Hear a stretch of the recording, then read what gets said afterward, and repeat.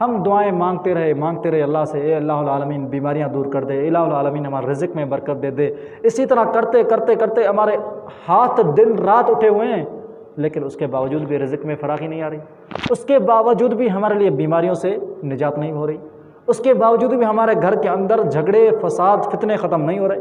وجہ کیا ہے؟ اصل وجہ یہی ہے کہ ہم نے اپنی زندگی سے اللہ رب العالمین کی یاد کو نکال دیا ہے۔ اللہ کو یاد کر لو سچی دل سے۔ بھائی دیکھو، ہم بہت بڑے دھوکے میں ہیں۔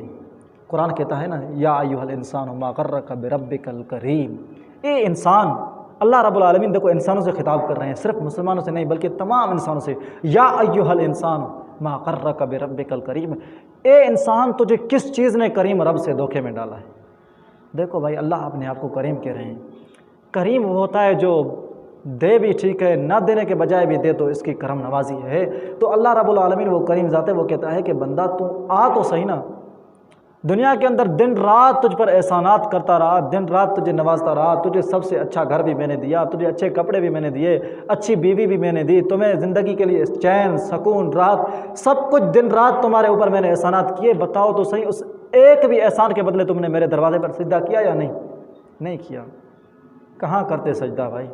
ہم نے تو یہ موقع سمجھا ہوا ہے کہ اب تو زندگی کے اندر مزے لوٹو، عیش کر لو، ادھر دنیا میں رہتے ہوئے ایک دوسرے کے ساتھ جھوٹ بھی بولنا ہے، فراڈ بھی کرنا ہے، لڑکے لڑکیوں ایک دوسرے کے ساتھ جو ہے نا مخلوط محفلیں لگا کر ایک دوسرے کے ساتھ میسنجر پر باتیں بھی کرنی ہے، ایک دوسرے کے ساتھ گپے شپیں لگانی ہے، ایک دوسرے کو پیار و محبت کے پھول چھڑکنے ہیں۔ جو مر گئے تو پھر وہاں پر جو اللہ چاہے کر لے، ہمیں اس سے کیا نقصان ہوتا ہے؟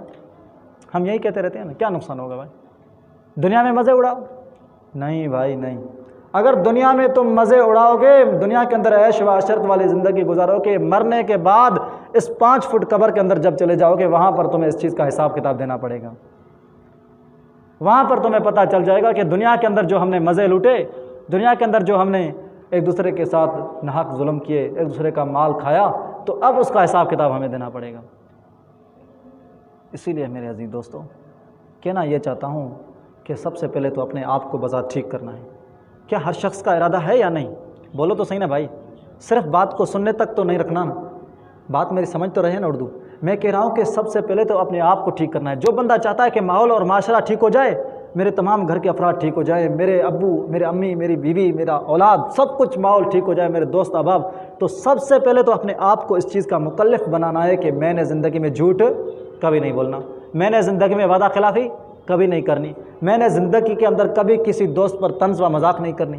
جب یہ اپنے ساتھ عہد کر دے گا تحریر، تو پھر اس کے بعد جب خود ٹھیک ہو گیا تو سارا ماحول اور معاشرہ اس کے ساتھ ٹھیک ہو جائے گا۔